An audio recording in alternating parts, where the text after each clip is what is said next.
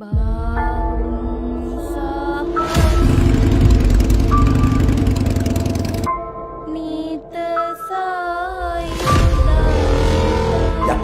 නොදැන මගුලක් කනවා කියන්නේ චිත්‍රපටයක රඟපානවා වගේ කියන එකමද? අපරාධි මුර ඩග්ලස් කියලා දුන්නා.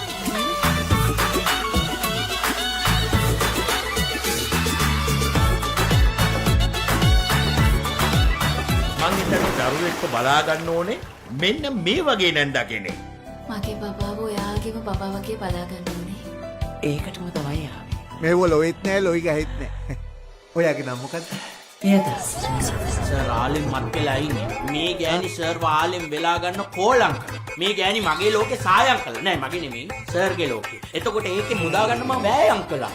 මේකට පයිච්චියන්නේ. පියදාසි ඊට පස්සේ මගේ නෝනගේ තැනට එන්න ඕනේ ඔයා. මං ඕකට ගහනවා.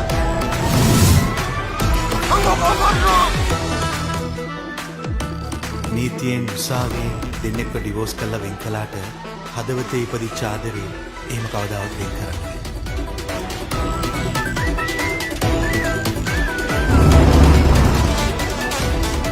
සිනහව සහ කුතුහලයේ මිරි පියසෙනෙහසක කතාව